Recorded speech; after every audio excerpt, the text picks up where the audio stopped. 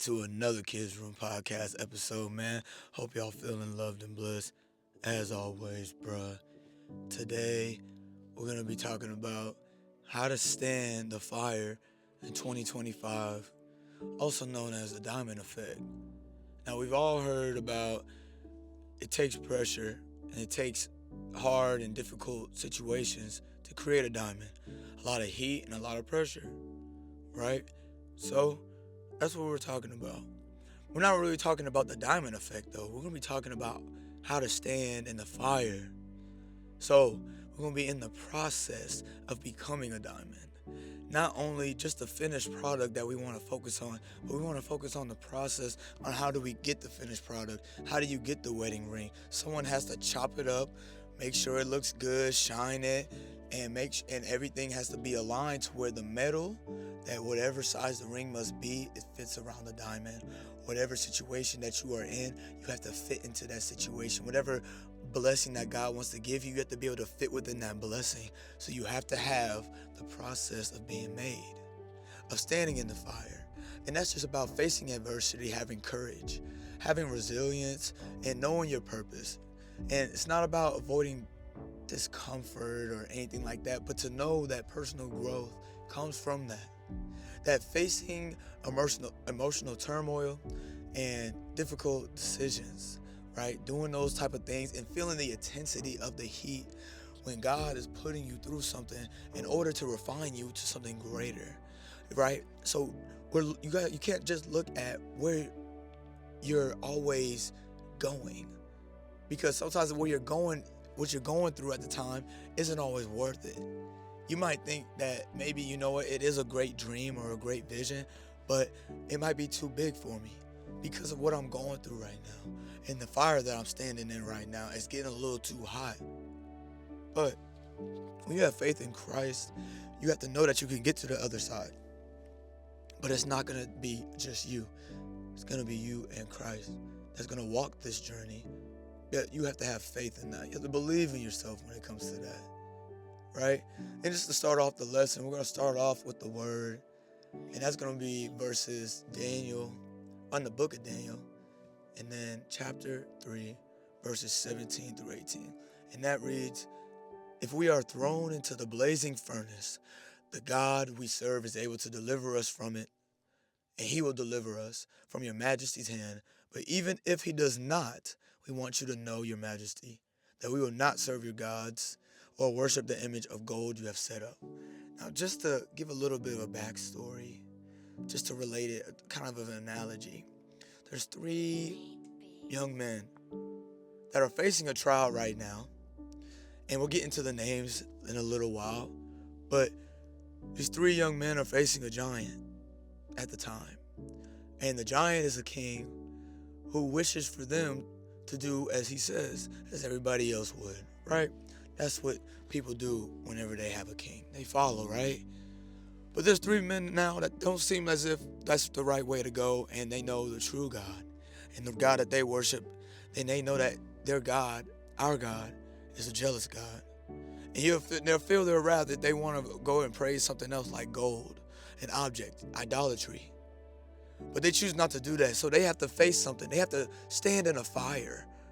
The king wants them to be in a furnace, to burn up in a furnace. But they're saying, even if you put us in the furnace and God doesn't save us, we're still not going to do it because of how bought in they truly are. So you have to extract the lessons when it comes to these type of things, right? When I look into the word, I try to extract lessons. That's why I make these videos, because of what God shows and speaks to me.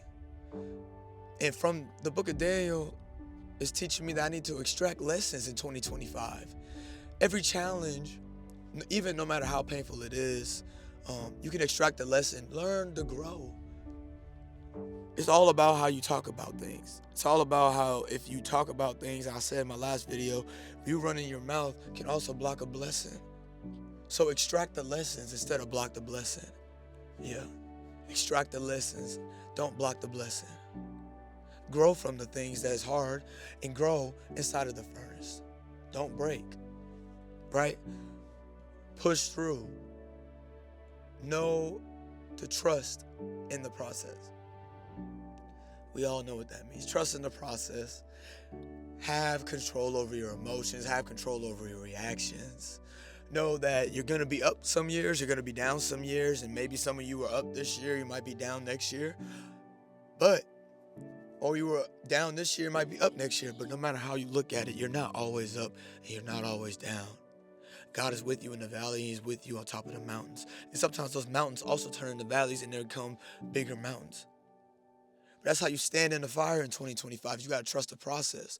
You got to know that there's something greater in the making of it, that you want to be the diamond, but right now you're just a rock. But within inside of you, there are diamonds. There is a giant hunk of piece of mineral that is priceless, that people will pay millions and hundreds of thousands of dollars for because of value. And that brings me to another one, which means this is stay mindful. Don't let your mind spiral into having these different thoughts, and then you have to remind yourself where you coming from and your past, and don't worry about that. Know that there's a reason, so you have to stay mindful. Know to stay on what is in the moment. Focus on the moment. Focus on what is happening right now. How do I feel right now? What triggered that? And how can I figure it out? God doesn't want you, it says in the word, to take every thought and keep it captive to Christ. Not to just let things just run around and jump around in your brain, but to give it to Christ and be like, God, I'm struggling with this thought. I'm struggling with this idea. Heal me from it. Deliver me from it, God. Bring me through this fire. That's where you got to connect to your why. Remind yourself what your why is. When you're going through the process, you're going to have to consistently remind yourself, even probably daily, on what your why is. And sometimes it gets really muggy whenever you might have hard weeks or a hard month. You know what I'm saying? Waking up early and you staying late and things just ain't working. And that's the hardest thing to do, because you still got to grind and go harder. And most times you feel like, you're like, what's the point? Why am I even doing this? But you know what? There's a reason, because the things that you don't see, the things that you don't realize is that that's what the fire is. The fire is, it's a bunch of nonsense and a bunch of chaos, and you have to learn how to control it. That's what it is. That's even the field that I work in, is operations. Like, that's all it is controlling the fire. You have to be the fireman. You have to be the person flying the plane, and you have to land the plane even when people are freaking out and there's a storm outside and there's lightning striking the plane, and maybe it's a shaky ride. But you have to know your why. Which brings me to my next one, which is practice emotional regulation, which is what I just kind of went over. When you start to let your thoughts run around, you start to realize that your emotions will take over. And when your emotions take over, you start to say things that you don't mean. You start to think things that you don't really want to, that you don't really think about yourself and things like that. And life, and the tongue brings life and death. How you talk about yourself, how you talk about others, is what is going to come to you. So if you want to stand in the fire, tell God to give you the strength. Tell God to deliver you from this. Tell God that you're with him through it all. Not to simply just ride the wave when it's fun, ride the wave when it's easy, but ride the waves when you don't have no surfboard. When you just swimming, you just trying to keep your head above water. That's what it feels like to really stand in the fire. What it feels like to stand in the fire is that, you know what? I am going to say no to the king. I am going to fight against this authority. I am going to go against every challenge, everything that a person and a naysayer wants to say. And I'm still going to look it in his face and say, you know what? I'm still going to do what I need to do. And you do what you got to do. And you know what? God going to deliver me from it. If you don't want to deliver me from it, then I got to get a lesson from it. I got to trust the process in it. I have to stay mindful, to connect to my why, and to realize that I have to stay grounded and not let my emotions get out of control. Standing in the fire in 2025. This is the last time that you're going to let the fire go into you. You're just going to go into the fire and you're just going to hang out now. 2025 might bring a fire for a lot of us. But know that a lot of us going to be coming out as diamonds. A lot of us going to be coming out with a different effect on other people. And other people are going to be rocks around us, and they going to turn the diamonds on top of that. And a lot of us going to be starting families, and we're going to want to drop legacies and want to keep that in mind too.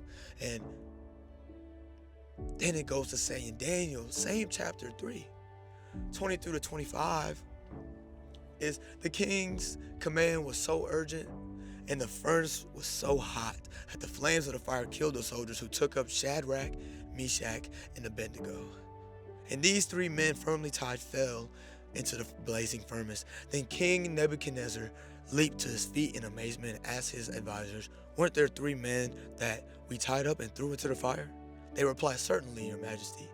He said, "Look, I see four men walking around in the fire, unbound and unharmed, and the fourth looks like a son of the gods." An angel was sent. Because you believe in God, God will save you. God will bring you through. You have to have crazy faith. Faith as small as a mustard seed to move a mountain. So that's what we're going to do in 2025. We're going to stand in the fire. It's not about standing in the rain. The rain is just water. The rain just going to get on your skin and make you a little bit wet. You can dry that off, but a fire can leave scars. A fire can leave burns. A fire could kill you. And it's not always about the fire, it's the after effects, it's the smoke, it's the carbon monoxide that's going within your lungs that's gonna maybe show up years later. Those pains, those things. It's not always the current fire, but the fire that happened before 3 or 4 years ago when something hurt you and it's still affecting you, but you're still a diamond. So what happened in 2024 was a fire.